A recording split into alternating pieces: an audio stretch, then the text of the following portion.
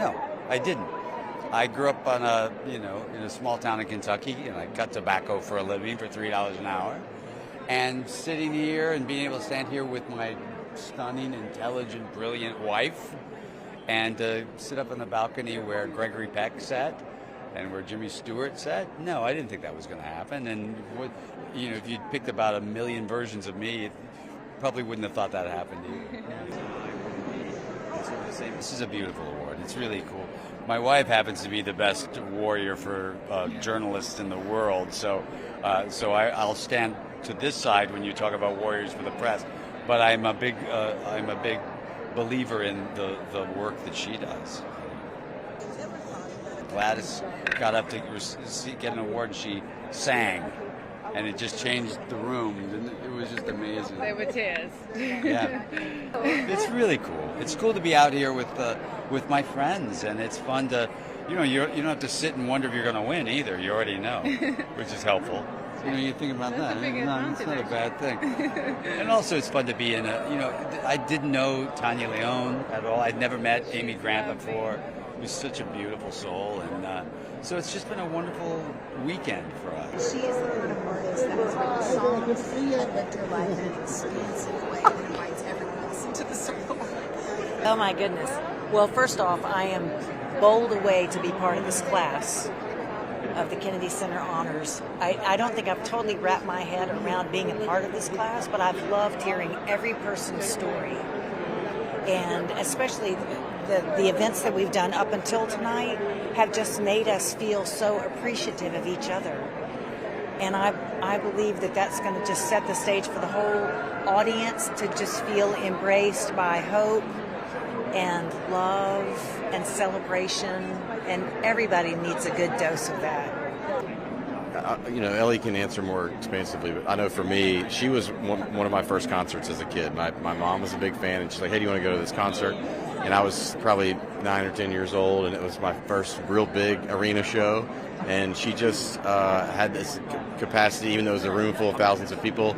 I think everybody in the room felt seen by her, and her music has done that, and her life has been a reflection of that as well. Yeah, I think my dad produced all her first records. So as a little girl, it's a full circle moment being on a red carpet, having watched her as a little girl on a red carpet and do that exact same thing. She really sees people, and she believes to her core that every story matters. And she's a there you are person, not a here I am person, even though she's been on a stage for a lot of her life.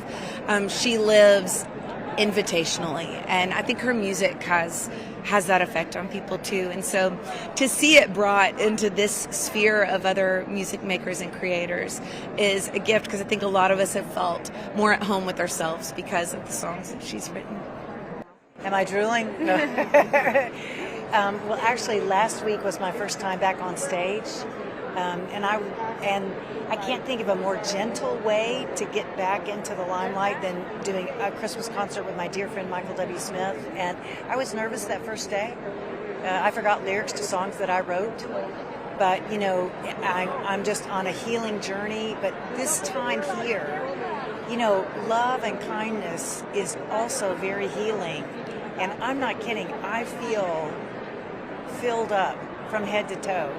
He just has been so patient, and Vince has a way of kind of grounding the space that we're in, even without saying a word.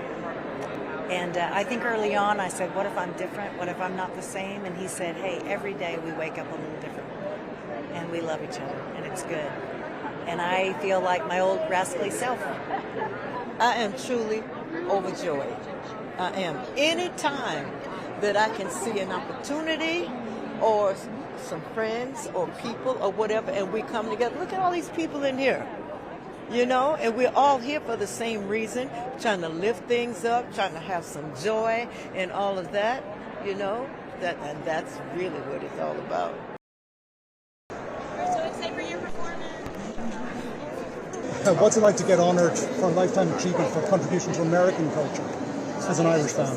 Yeah, as an Irish person, as an Irish band, that was amazing. As Irish people, I don't know, they don't seem to figure us out yet. That we're not Americans, brilliant. And to be, come from where we come from.